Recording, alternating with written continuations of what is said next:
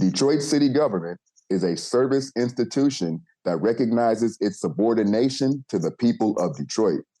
The city shall provide for the public peace, health, and safety of persons and property within its jurisdictional limits. The people have a right to expect aggressive action by the city's officers in seeking to advance, conserve, maintain, and protect the integrity of the human, physical, and natural resources of the city from encroachment and or dismantlement. The people have a right to expect city government to provide for its residents decent housing, job opportunities, reliable, convenient, and comfortable transportation, recreational facilities and activities, cultural enrichment, including libraries, art and historical museums, clean air and waterways, safe drinking water, and a sanitary, environmentally sound city. Keep it locked. The Black Detroit Democracy Podcast starts right after these messages. Have you ever dreamed of being on the airwaves? Well, the Authentically Detroit Podcast Network is here to make those dreams come true. Formerly known as the Deep Network and located inside the Stoudemire, the Authentically Detroit Podcast Network offers studio space and production staff to help get your idea off of the ground. Just visit authenticallydet.com and send a request through the contact page.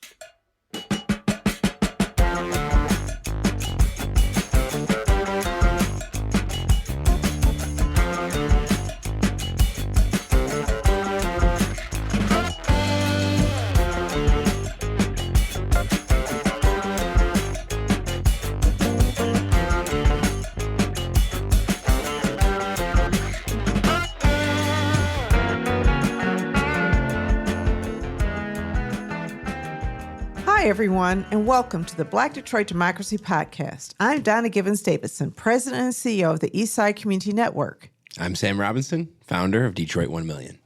Thank you for listening in and supporting our expanded effort to build another platform of authentic voices for real people in the city of Detroit. We want you to like, rate, and subscribe to our podcast on all platforms. The purpose of this podcast is to encourage Detroit citizens to stay vigilant in the fight for justice and equality, with a special call to action for Black Detroit. We seek to build awareness of our history as a gateway to freedom, a beacon for justice, and a laboratory of liberation. Sam and I are joined today by community advocate and candidate for Detroit City Council in District 7, Denzel McCampbell, to talk about city council in a strong mayor city, what voters should expect, and why he's running. Welcome back to the Black Detroit Democracy Project. How is everyone today? Pretty good. Dark, rainy day? It's so rainy. It is that. We woke up thinking that it was yesterday still. Yeah. Yeah. I'll be happy when the sun. There's a string of sunny days and warm days for sure. It's getting a little warmer, but it's not getting any nicer. On and off, though, right? You gotta line it's them like up. it teases me. It's like, oh, it's kind of warm today, and the next day it's like 30 or 26 in the morning. I tweeted this. It was like, it's cold one day, but it'll be nice outside. It'll be warm one day, but it'll be bad outside. You just gotta line them up. This is the season that you have to have a coat, a jacket, a sweater, a t-shirt, everything. Especially you, because you be going around and around. You're just talking before we started recording about how you've been everywhere this week. On Monday, I saw you at Detroit City Council, echoing the sentiment that we heard from transit advocates, asking for 16 more millions of dollars for that annual DDOT budget. Why were you out there on Monday? As mentioned, thanks again for having me on. I'm running for Detroit City Council, and one of the parts of my platform is around funding public transportation, having more access to public transportation. And the reason why I joined advocates and neighbors at the Detroit City Council budget hearing was because we really have to face the realities of folks in the city, especially in District 7. We have a city where 1 in 3 households do not have access to a car. We have a city where there's unaffordable insurance, auto insurance. We also have a city where we have a change in demographic where young folks are looking for options that aren't owning a car to get around. And for me, I have the view that a city government and a government on all levels should be providing that service to folks to have that mobility. So I was there urging the city council to have a budget with more funding for the Department of Transportation. We heard a few of those issues, why people are asking for more. The mayor proposed a $20 million increase to DDOT's budget. I think it would be $151 million, $130 million in total from the general fund, around $200 million going toward improving services, getting more bus shelters, increasing the amount of bus drivers and the amount of buses. Talk about what you're hearing from folks about why. I mean, we know from people who were just talking about riding the bus, coming late, riders feeling disrespected, riders feeling like their priorities aren't being put first. If I can just say something real quickly, because I want to hear about what you're hearing, but also, Detroit is one of those places where public transportation is for poor people, disabled people, and people too young to drive. Yeah. It is not a place where people who have the most social and political capital, that's not how they get around. Yes. And so we look at bus service as almost a charitable service and not as a part of a functional city government. But in this new world where we know global climate change says we should be driving less, cities that promote public transit, first of all, attract more people. They're healthier cities. Mm-hmm. And also, it makes more sense in terms of climate change to really, move into public transportation. So even as we're thinking about these things, and even as you give these answers, I just wanted to just throw that out, that I think it should not be just for poor people. And the other thing I want to say real quickly is that we did an experiment here a few years ago where we were trying to promote people, not driving for a week and using public transit. And our problem with buses, we were going on our test bus rides, was not that the buses came late, it's that they came early. Mm. That you're absolutely right. When you go to Washington, D.C., when you go to Chicago, when you go to these other major cities, it's really at a point where you don't even have to think about a car. You could, if you wanted to take Uber, you could, but if you landed at their airport, you would be able to take public transportation to get to their city core, to get to their neighborhoods, the outskirts, whatever it may be. And we should be able to do that here in the city of Detroit. And what I hear from riders, you're absolutely right. It's really the reliability of the buses being there at the time that they're supposed to. So even using technology to be more innovative, to say the bus is at this point, it will be here at this time. So folks that they stay on schedule, but folks know where those buses are. I hear about safety on the buses at the bus stops. We heard at the city council budget hearing, and I hear this from riders of even when it's very cold outside, they used to have buses, folks able to sit in buses and warm up, or even when the bus driver is on break, being able to be in the coaches there. I went to a mobility event that actually had the city of Detroit involved earlier today. And Donna, you hit on a point where folks did bring up of really changing the culture of how folks are looking at public transportation, especially in the city of Detroit. It should be a way for folks to get around, period. And it should be looked at as a critical need for residents here, and a service that the city is providing for opportunities for folks to get to and from work, to get to and from school, to get to their friend's house, to be social. Like, this is a way for folks to get around and enjoy the city that everybody should be able to be a part of. And it's interesting, we saw a diverse group of advocates come out, restaurant workers, people who certainly had the means to afford cars and Ubers, but prefer to ride the bus. People who are just moving into Detroit, wanting to be in a larger city from where they came from across the state, realizing that the bus system here might not be much more than what the community they're coming from, that has twice as less residents.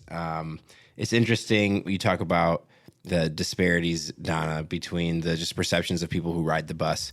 The Q line, a couple years ago, I think it was 2022, Republicans in Lansing, and signed by Governor Whitmer, of course, subsidized the Q line as a part of a 17-year, $85 million. It was a Republican-led bill to make the Q line free for all riders. The thing about the Q line, that bill, is the way they subsidized it was not through a bill that says make the Q line free.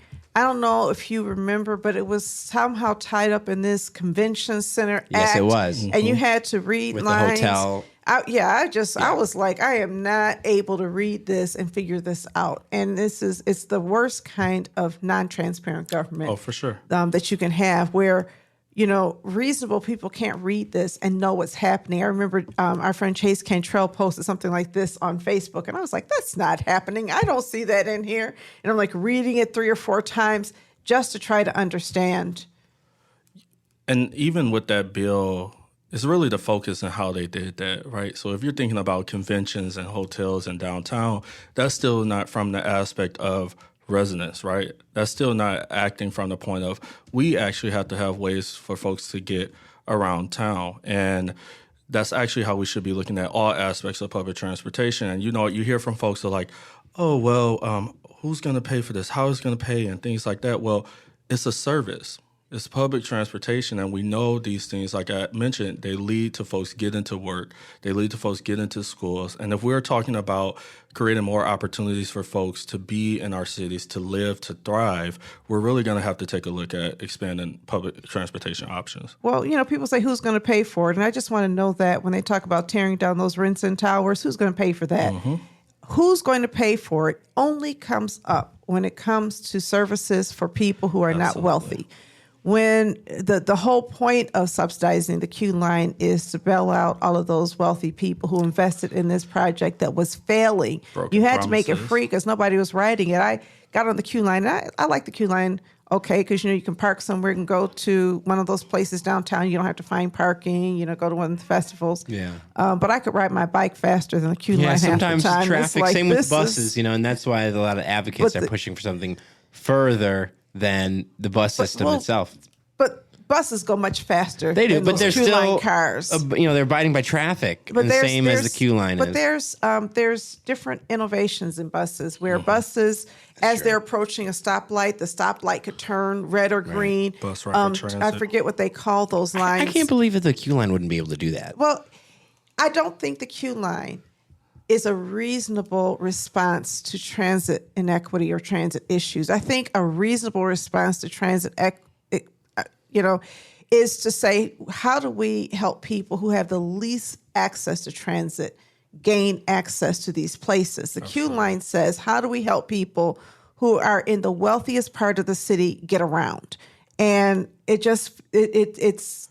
just emblematic of more injustice. That's exactly how I approach it. I say that if we're going to think about public transportation in the system, it has to be from the aspect of someone who is dependent on public transit. And in that way, and that's how I look at public policy, period, of like who is the most impacted, who is the most marginalized, most vulnerable person, because we know when we're building out public policy with those folks centered, everyone else, no matter how they experience that specific issue, will be lifted up as well. But we have to be looking and centering the folks who are most impacted in this.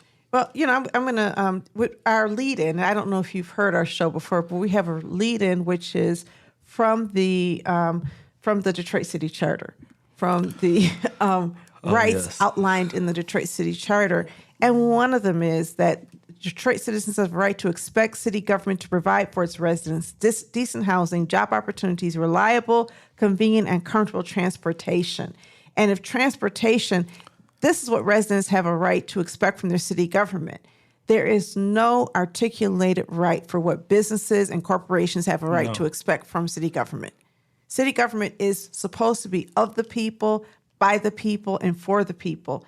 And so when we come back, we're going to take a break. And when we're going to come back, we're going to talk about that and how well Detroit is living up to that purpose before we then talk to you about your political experience and your dreams.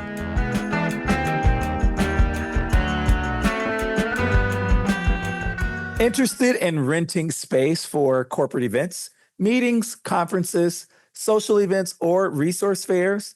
The Mash Detroit Small Business Hub is a 6,000 square feet space available for members, residents, and businesses and organizations. To learn more about rental options at Mass Detroit, contact Nicole Perry at nperry@ecn-detroit.org or 313-331-3485.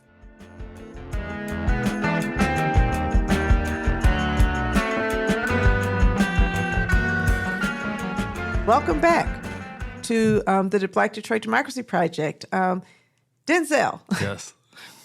Sam, how well is city government delivering on those promises or on those, duties that are outlined in the city charter? And I'm going to start with you, Denzel, because I think you played a very specific role in the city charter revision commission. Absolutely. And it's so funny that you bring up the charter. And I know you talk about it a lot. I actually had the charter up on my phone as we began because I tell folks when I'm going around that the beginning of the Declaration of Rights actually says that the Detroit city government is a service institution that recognizes its subordination to the people of Detroit. And I bring that up because when we think about our city government, it should be in service of folks. It's outlined in the charter. And for folks who are listening, our charter is our governing document of what every single person, whether you're an employee in a department or you're the mayor of the city of Detroit, you have to abide by this charter.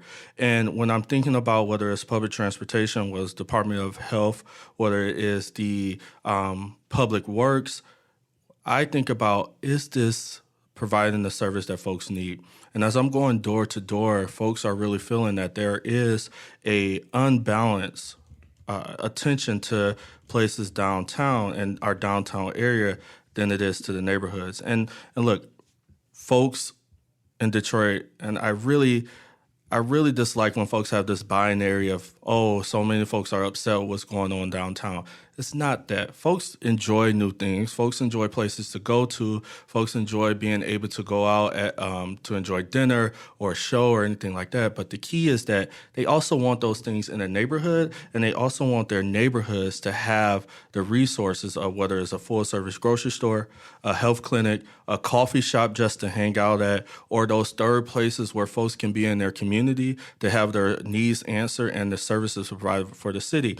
And a lot of places in the city of Detroit are just not seeing that. So when you ask about are folks fulfilling what the charter outlined, we have some work to do in the city of Detroit. Yeah, we do.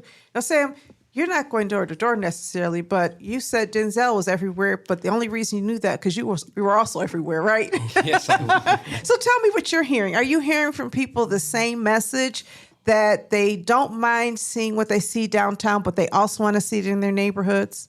I do hear sometimes people being completely averse to one or the other, right? People that are living downtown and don't want to go in neighborhoods, whether that be longtime Detroiters or new Detroiters, a certain kind. A certain kind. You hear folks. You can't get away with that. You hear folks kind. say, a certain kind of new Detroiter that is, out of touch with the residents that are living here. Thank you. You also hear what you guys are talking about. You Solomon Kinlock will talk about A Tale of Two Cities. Duggan will push back fiercely and say, ask the neighborhood groups and associations and the nonprofit leaders. But what I'll say is, you go on newspapers.com and you look up State of the City, any mayor, Dave Binks, Kwame Kilpatrick, back in the times, they were talking about this same issue of that people felt like downtown was getting attention that neighborhoods weren't. And so this is it spans decades now that there's been this sort of out of balance. And it makes sense, I guess, for developers, right? But I having it's a big city. Then we have a lot of city to fix up. A little bit of experience in this field. I started working for Vanguard Community Development Corporation in 1999. Mm-hmm. And at that time, we were trying to build housing and trying to build up the North End. And I learned a few interesting things. For example, if a developer went down to city council, they had to get the land from city council. They couldn't get it from a land bank authority. If they went down to city council and said, I want land for this project, city council members would routinely ask, what organizations are you working with in the community to make this possible? what is the evidence of community support? So the easiest way for a developer to do a project for housing was to partner with a nonprofit organization as a co-sponsor of that housing. Usually that entity would be the 51% owner of the project, even though they didn't get the lion's share of the developer's fee and did not necessarily have control. But it really did force partnerships. And I'm really proud of the work that we created as a result of those partnerships. There was definitely a priority built to build housing in neighborhoods. Some of the planning around that wasn't great. Sometimes housing was planned and promises were broken, and you ended up seeing, devastation for generations moving forward. For example, in the Brightmoor community and McDougal Hunt, people bought tax credit finance housing with the promise that after 15 years, they could purchase the homes and that a portion of their rent was going to be set aside for purchasing. When people do housing developments, a lot of times they don't expect 15 years to actually happen. And so at year 14, people are saying, hey, wait a minute, I'm going to be homeowner next year, right? And they're like, oops, we forgot to save. We forgot to put that in place. And so the residents went to court and they won a lawsuit to actually have that housing be turned over to them. And in Brightmoor and in McDougal Hunt, you see owners having evolved from those situations. In other communities, you had housing being put in. You can't put a new house next to a crack house and expect the crack house to get better.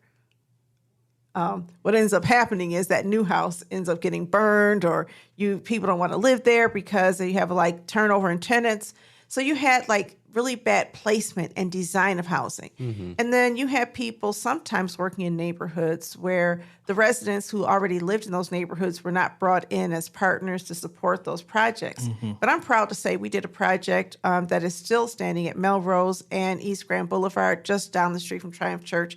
And that housing is still in excellent shape. Every single home that we built is occupied, still standing, and in good condition. And the reason is because we worked with the community. We had a site plan that made sense, and we supported the residents in helping to maintain their properties, even as new properties were coming in. When you do it well, those things stay. And we have a lot of housing that was built in neighborhoods that is still in good shape, whether you're looking at what USnapBack built near Alter and Mac, whether you were looking at what North Star Community Development Corporation built near Puritan and Livernois, even though North Star is no longer in existence. You have a lot of housing that was built that was for low to moderate income people. And so, yes, these have been concerns all along, downtown versus neighborhoods, but there's never been a time where neighborhoods have been so ignored as they are right now. There's never been a time when developers can come into a neighborhood and not speak to anybody because all they have to do is get permission and support from the land bank and the city. This is new. And so we're never going to solve this, but I think it's a matter of degree. At what point have we just decided that organizations like ours don't matter? And then finally, I want to say, just in response to this concept that just ask the community associations and block clubs, this is what this mayor has done. This mayor has created funding pools for community associations and block clubs to get funds from the city, and then said to those community associations and block clubs that he's giving it directly to them because organizations like mine always get all the money. He has created fissure and division inside of neighborhoods, saying to a block club, why is ECN getting this money when you should be getting the money? Knowing that they don't have the capacity to manage funds in that way. But also, I don't even know if he does know that we grant money to other organizations every single year. We granted $70,000 mobility grants last year. We've granted, prior to that, about $100,000 in pass-through grants to organizations, small grassroots organizations. We've done leadership development.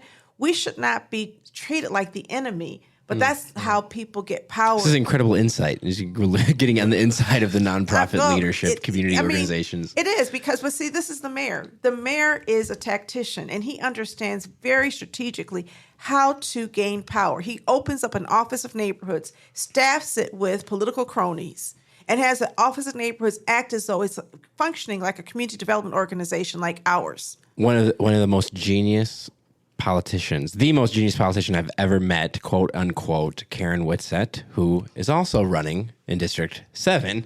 I turned into the Whitsett whisperer of sorts during the lame duck period. She became the main character, and Detroit was in the spotlight there with Joe Tate.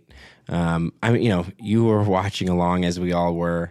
But when I talk to folks, she has such a I don't even know what to describe it as, just a relationship with folks that is longstanding and a trusting one.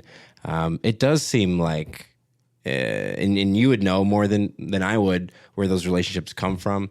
It does seem like, you yourself talking about the District 7 race and Regina Ross are sort of aiming at Whitsett. Is that fair to say? I would hope so. I'm sorry. I would say this. She's a sitting state rep, right? And I think that carries a weight of itself, especially in a city council race where a significant portion of her district covers. But what we also saw last year during the election is that really a lot of folks in the electorate are done with, I just know this person, or I've seen this person, or I know of the name, right? I think folks are in a place where they are disenchanted with a lot that is going on in our communities and are looking at what is actually going to improve their quality of life on every level of government.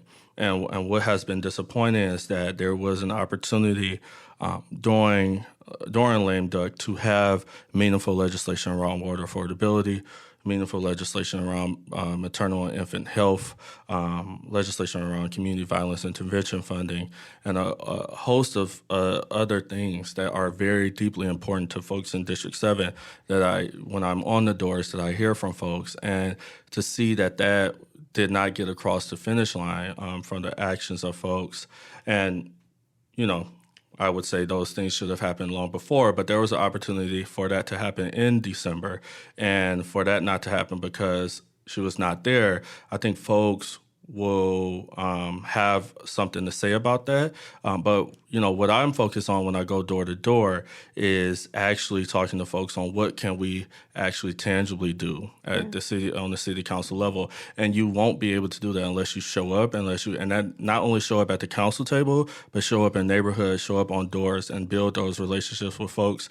Similar to what Donna is saying is that when we think about what needs to happen in our districts, we shouldn't be talking about anything at the council table, especially with this council by district model, unless we are talking to folks in the community, unless we're going to the doors, even beyond the folks that may turn out to a community meeting, right? Our most engaged residents that will always be at those meetings, absolutely, they have a voice and they should be heard, but we also have to go through to folks that may not even know who their city council person is or what the city council does, because they still should be at the table, because those are the folks who will have to engage with, whether it be development, a new service, a taking away of, like whatever is happening here, folks should be involved with in what their city government does. I'm really curious when I hear about politicians being popular in districts, how we determine that.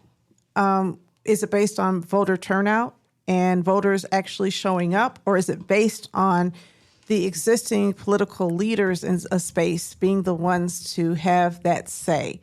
I think that Karen Whitsett has definitely gained loyalty, and that's how politics work in some places where you gain loyalty. I also think that sometimes we evaluate politics by style points and not substance points.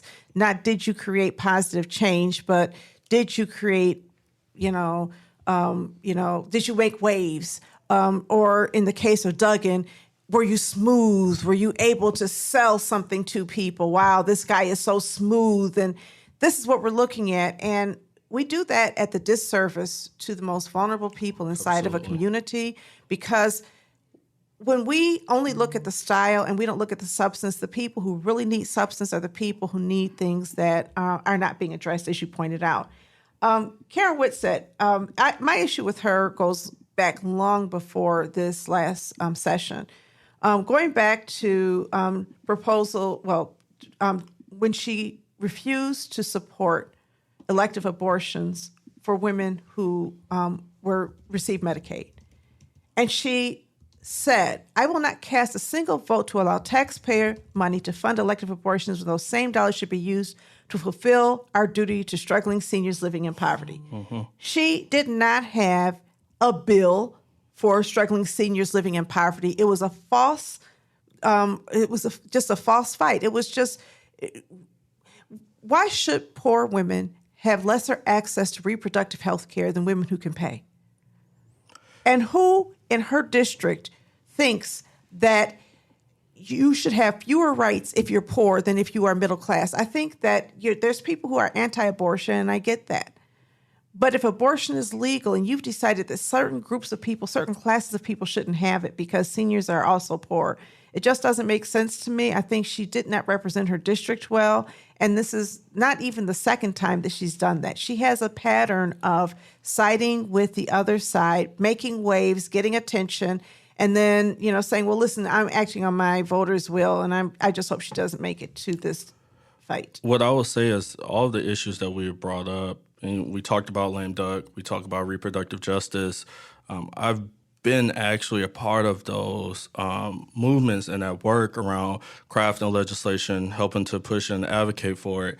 And when we think about reproductive justice and we think about where we are in a country that has used Black bodies, that has exploited the bodies of Black women, and to then use another tool of government to say, well, you get access to reproductive health care and you do not get access to reproductive health care because you are low income, because you are of a certain class.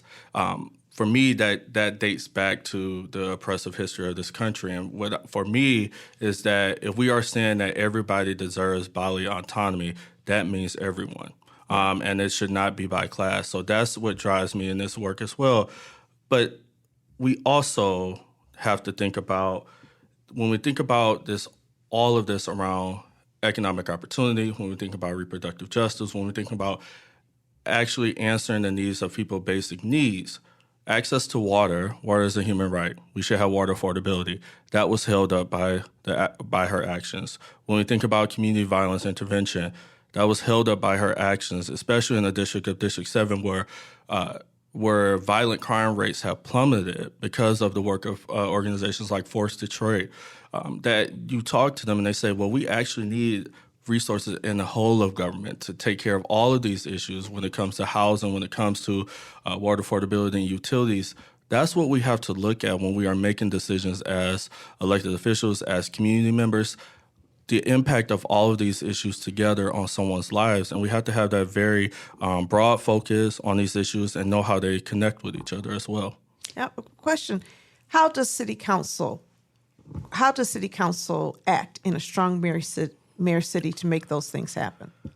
So that's a great question. And I want folks to know, and a lot of folks are familiar with the way the federal government works, right? This president has the executive branch, has the various departments, is able to appoint folks to lead those departments. Some of them are subject to the Senate, some of them are not. And then you have the legislative branch with Congress and the Senate and the House. The city council is that legislative branch when it comes to city government. Our city council is responsible for crafting and passing ordinances. Even if the mayor does not agree with those ordinances, the city council can veto those ordinances to be put in place. The same with the budget. Right now, we are, as we talked about those budget hearings, the mayor introduced his budget, and now the city council is deliberating with that budget, and they will have to vote on that budget as well, and they have veto power over those aspects. The city council has some power over appointments to various departments.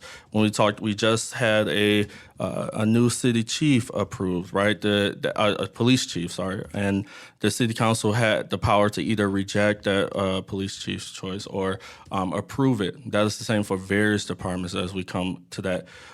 They have the ability to appoint various folks to different bodies and entities in the city government as well. When I talk to folks about city council, I believe that we can even be using the city council power even more, especially I go back to this council by district model to really be in the neighborhoods, to really bring city government to folks. We the city council is, as I said, in charge of the budget. So they are in charge of wherever those funds go, making sure that when those contracts, I would ask folks, even if you're not able to attend the council meetings and watch them live, but go to the website and see and look at the agenda of the various amounts of money that goes before a city council in the form of contracts. They have a very large they have a large amount of power, which I see oftentimes being minimized with our current strong mayor system. But just because we have a strong mayor type of government does not mean that our city council is powerless. I think you had a question. Oh, no. I mean, I was just going to say, I think this process and the role of city council is something that I've heard from insiders and sources, certainly off the record, who sort of question whether some of the current and active city council members, not just in Detroit, but across the state and various municipalities, even know their own rules. And I can tell you guys, just having watched small-time city councils across Metro Detroit, Kalamazoo, Calhoun County, Ingham County, Midland Basin, Saginaw County. There are council members that don't know the rules to the councils and bodies that they actually sit on, and getting a foundation to where everyone's on the same page, I think, is something that not everyone realizes how that happens. We as reporters, when I covered the legislature, aren't able to sit in on the training days, the training sessions that new freshman legislators go through. I think some of the pundits should go through it also. I think that's a great point. I think we should have some community training, like sit down and let the community explain to city council members what we expect from them, starting with the charter assigned duties, right? If the city charter says that it's your responsibility to manage and oversee the budget approval process, that means you've got to get in the weeds and you've got to figure out what all of these things are. If it means that you're a check on mayoral power, then you got to be willing to check the mayor sometimes. Absolutely. I feel as though the way that the challenge with city council by district is a lot of city council members believe it is their responsibility, I think, to act on behalf of the district which voted for them and not act on behalf of the city of Detroit. And so if the mayor can promise me a plum for my district, then maybe I will go along with the mayor for this vote. And that way it strengthens his hand as opposed to strengthening the hand of these communities that have council by district. We don't elect people thinking you're only going to care about this whatever 5 miles that you represent. No. We're really thinking that you're going to care about the city as a whole and hold him accountable, but we're not seeing that. And I think we have to talk about the fact that all 9 members of the Detroit City Council work for every citizen of the city of Detroit. Absolutely. These are the people who get to vote for you, but you work for all of us. And how do we hold them accountable to that is a question. I definitely agree with that. And how I look at the council by district model is I look at it, going back to how I started of a city government in service to its residents.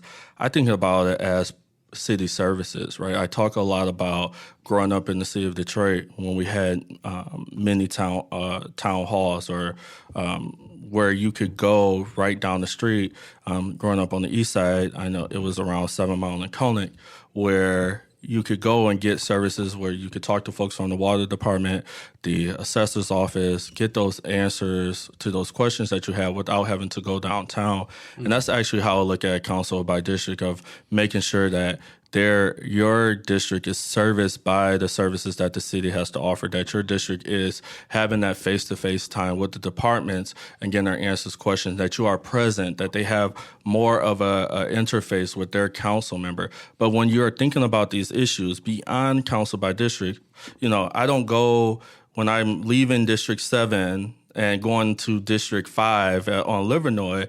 You don't see a sign that says, oh, you're leaving District 5, none of these issues here apply to you, right? When we talk about public transportation, A transit rider on the deep west side probably has similar issues that a transit rider on the deep east side has, and we should be thinking about how these issues impact everyone. We should be thinking about when we have development that causes issues to public health on the east side, how that could easily happen to someone in District 7 on the west side, and has happened, right? So I think we have to think about these issues. I agree, as a city as a whole, no matter what implications that it will have on the votes that you may get or favor that you may get, you are elected to a 4-year term.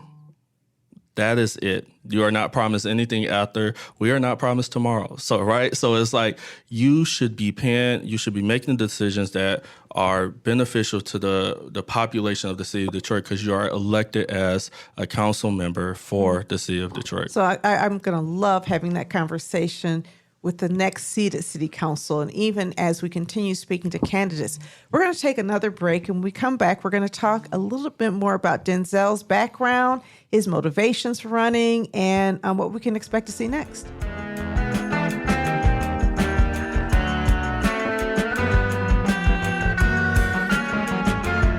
Detroit 1 Million is a journalism project started by Sam Robinson that centers a generation of Michiganders growing up in a state without a city with 1 million people.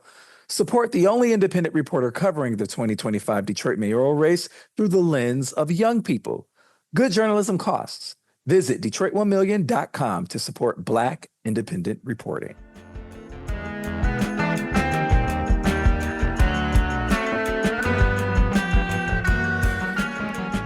And we're back. Denzel McCampbell is a young community advocate and native Detroiter living in District 7. He was born and raised on the east side and is a graduate of Michigan State University. Since high school, Denzel has been dedicated to public service, fighting day in and day out to increase access to democracy and representation for marginalized groups. Denzel's parents instilled in him the importance of being involved, showing up for others, and making his voice heard. Denzel was an elected Detroit City Charter Commissioner, where he led an effort to revise the Detroit Constitution to better serve residents and create an equitable foundation for our city government for decades to come. Denzel also served as communications director and advisor to Congresswoman Rashida Tlaib, Michigan, District 12.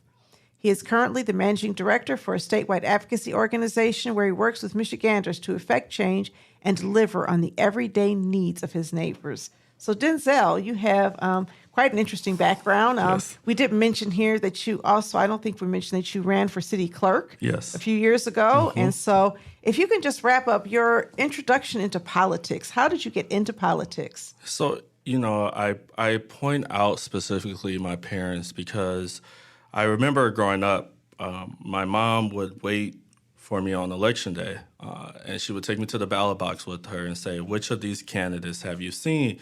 Which of them do you like? And I'll say, I saw this person on commercial, but I didn't really like what they said. Or I saw this person and they seemed to have something. But, I was a young kid, and she made her own decision at the ballot box, of course. No voter fraud happened. But what I bring that up because she really instilled in me, her and my dad, around paying attention. They were both union members around this aspect, around collective action as well, and really taking care of community.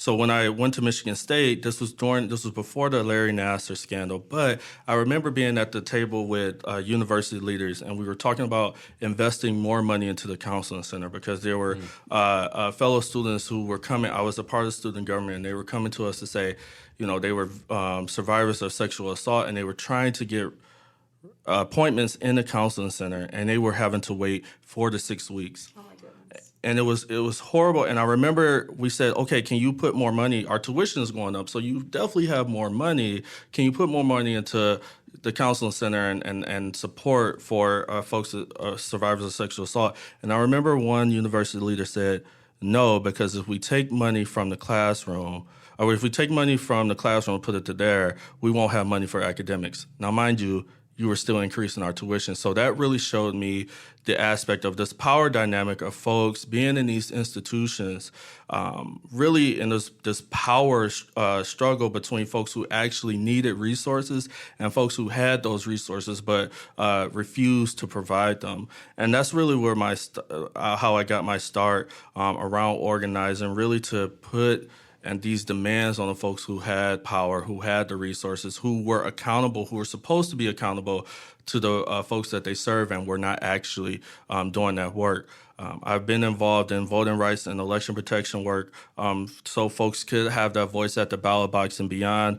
I've done that statewide of trying to make sure that we have ballot boxes on campuses so students can make their voices heard, making sure that clerks around the state actually had accessible ways for people to vote. This was also during the time that we didn't have no reason absentee, so people were facing those barriers, trying to knock down those barriers. And throughout my organizing experience, I keep going back to this aspect of service because when we want folks to take an action, when we want folks to be involved with their community, we have to make sure that folks' basic needs are answered to.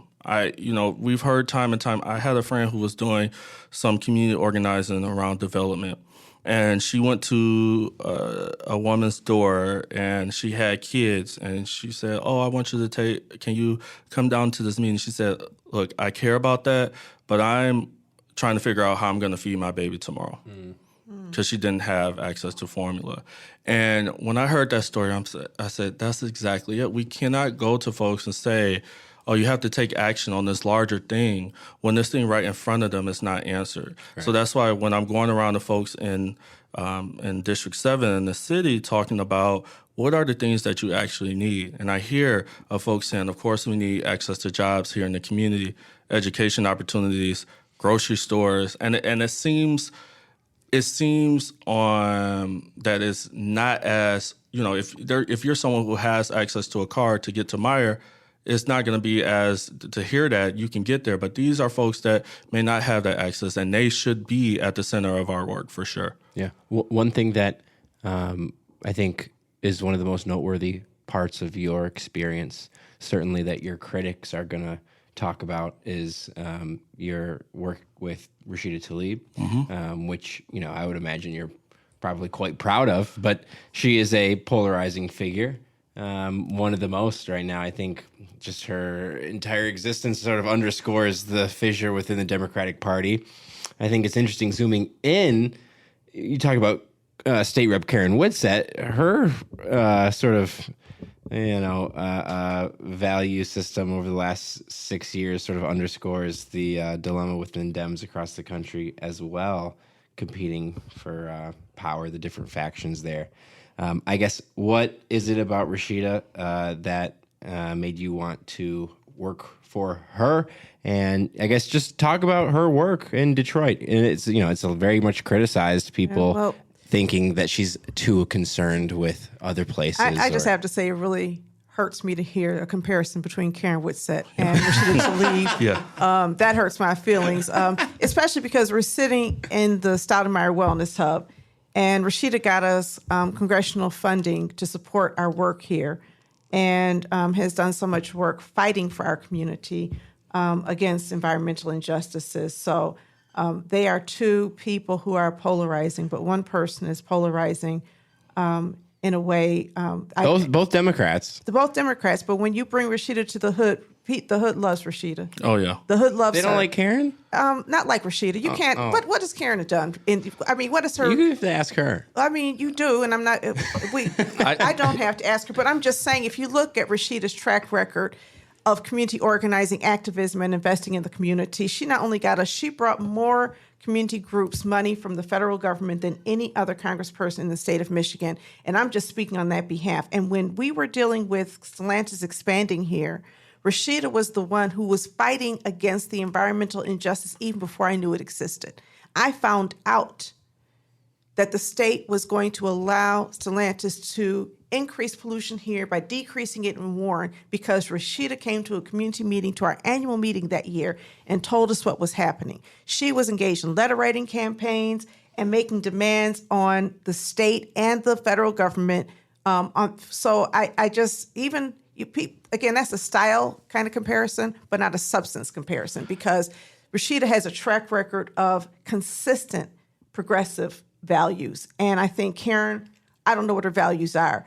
But anyway, I that's my girl, and I always have to defend Rashida because she is under attack so much. And I am just going to go all out and let people know that when somebody fights for the community, I think we should fight for them. And yeah.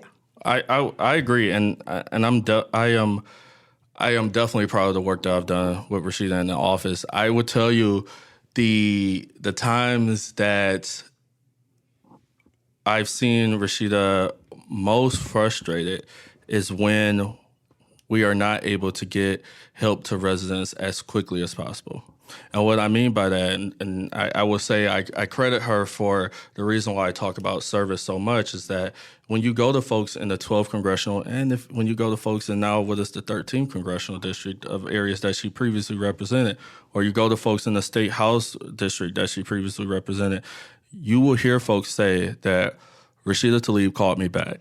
Rashida Tlaib handled this issue. She made a call to these folks to make sure that my lights stayed on, to make sure that I had water, to make sure that I had my veteran benefits, that this income tax payment that I've been waiting on for months, that I literally would not have food tomorrow if I didn't get. Rashida made sure that I got it.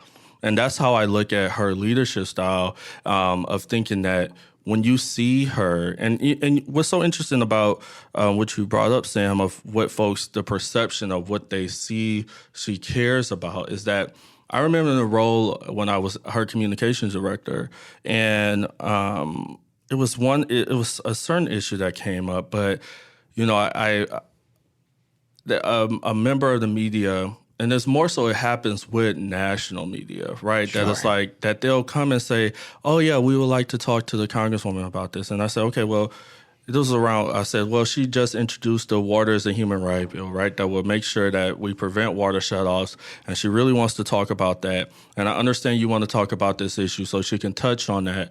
But, you know, we have trust here. Let's trust each other. Please focus your interview on this. And they sat down with her, and the interview was all about an international issue, right? And what I tell folks is that that oftentimes happens on TV, where folks are mostly watching, whether it's CNN, MSNBC, because they're trying to get those ratings, right? And she really does. She brings them. I mean, we found that out from Jake Tapper this past year. So, and it's even that, right? And I remember the interview in Detroit around the debates with Jake Tapper, that turned into a whole interview about Israel, when it was supposed to be an interview about the issues in Detroit, because the debate was in Detroit, right? Those are things that happen. But what folks don't see on those national interviews is Rashida, like I've gotten emails from Rashida late at night about a constituent case, right? Or I'll get calls from Rashida on like, how do we make sure that this story gets into the media to make sure that this person gets help, or, of her just going to all types of events to make sure that she's present. Like, the thing about Rashida, what I would say is that she's in the community. She values her constituents, like to a point where I'm like, Rashida, you gotta make sure you're taking care of yourself. Services right? Office here. Remember, her constituent services office was here, and so people came here to get help.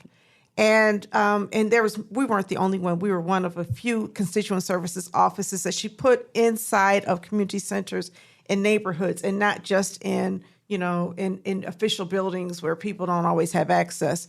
Right. But I do also want to point out that it's very hard for women of color. Oh, absolutely. To be treated as equals. It is very hard. You can say whatever you want about Kamala Harris, but she was answering questions about Donald Trump, said, "You're not really black, are you?" In an interview about her work. They decide on the superficial issues, and women always have to defend against these claims. She curses a lot. Well, first of all, as a woman who likes to curse, I'm offended by that, right? Okay, I don't do it as much professionally, but I enjoy it to my husband's chagrin.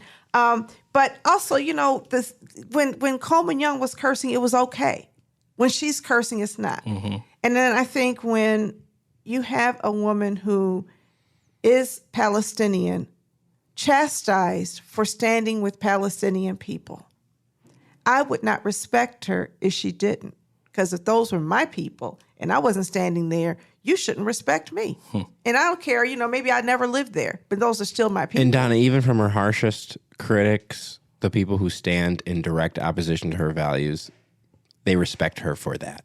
I've heard so many people say that she only cares about Arab issues and she doesn't care about black people and she's done nothing for black people. What has she done for black people? I believe she introduced legislation on credit scoring and other things. And so I'm not here just on that basis, but I always, because Rashida has stood with us in a public forum, I will always stand with her. Absolutely. I don't hide from my friends. And not my friends because we're not personal friends. I've never been to her home and she's never been to mine.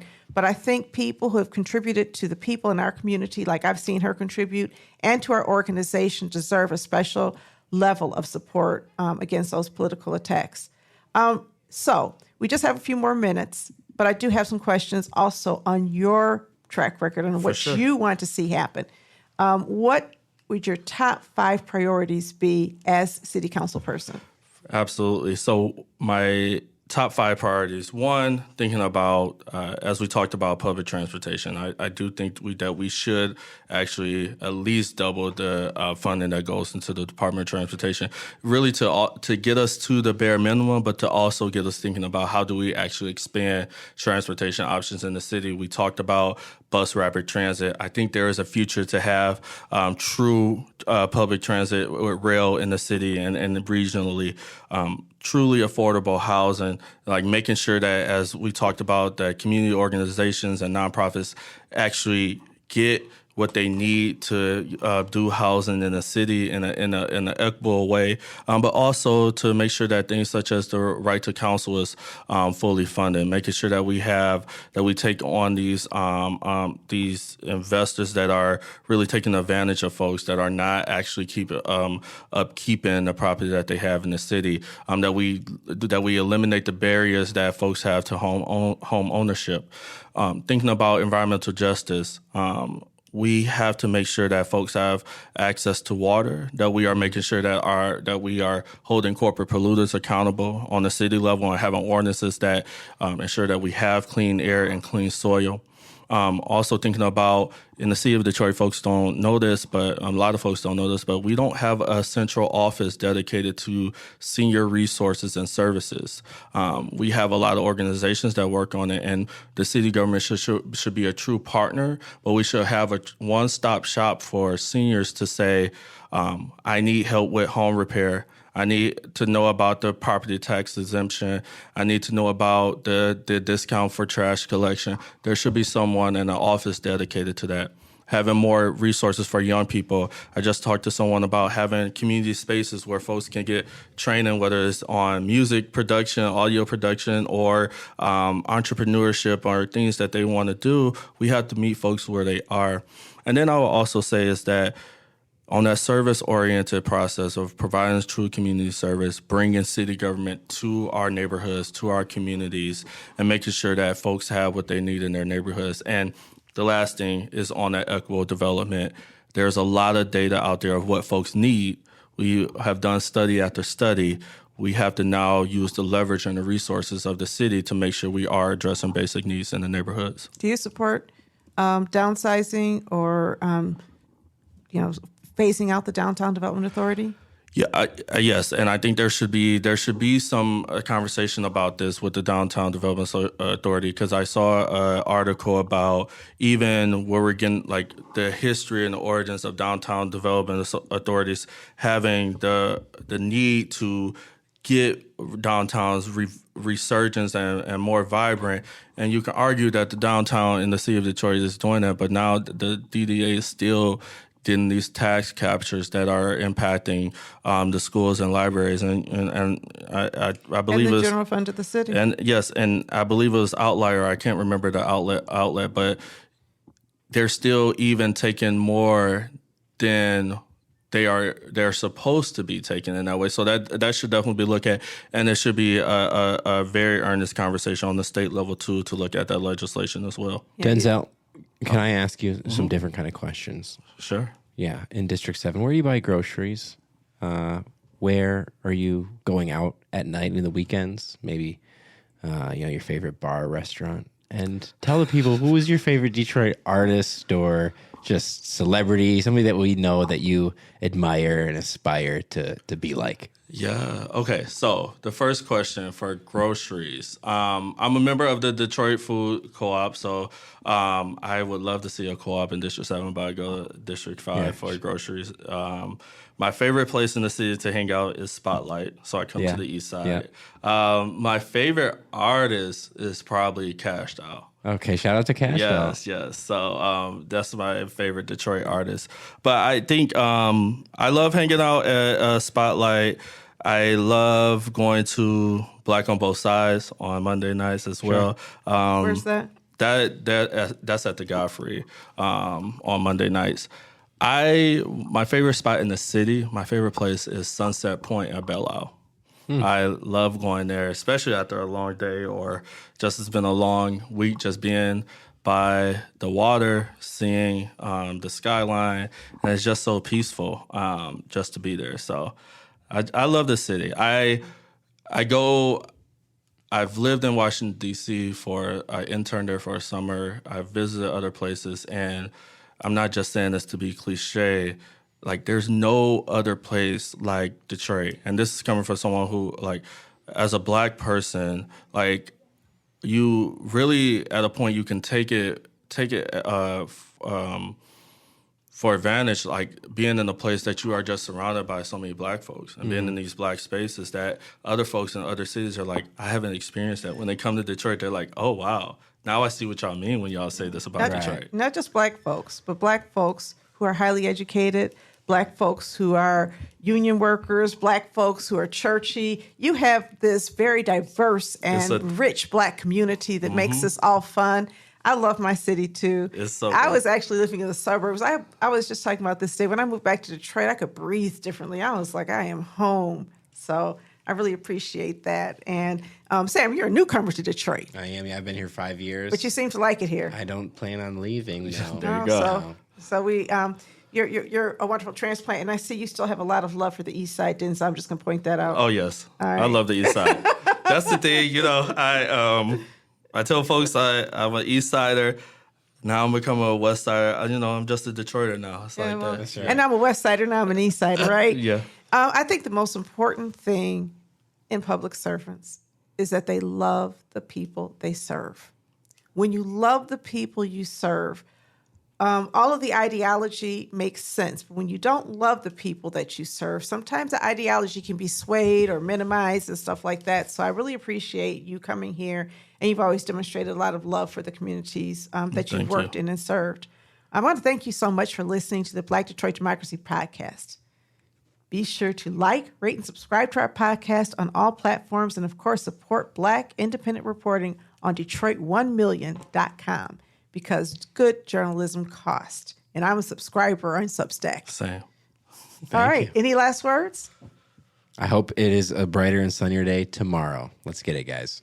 I would say for folks, I know we just went through a very rough election year in 2024, but we do have municipal elections this year. The primary election is Tuesday, August 5th, and then November 4th would be the general election. So please check your registration. Get an absentee ballot so you don't even have to go there, and make sure you vote. And, you didn't get a chance to be city clerk to make sure that this information was being posted and shared widely and people understood what they need to do. So that is one of the reasons for places like the Black Detroit Democracy Podcast, because we're going to make sure that you have all the information you need as we come up to Election Day, each of the election days, including how to find your polling place, whether it's moved, what days, all of that good stuff.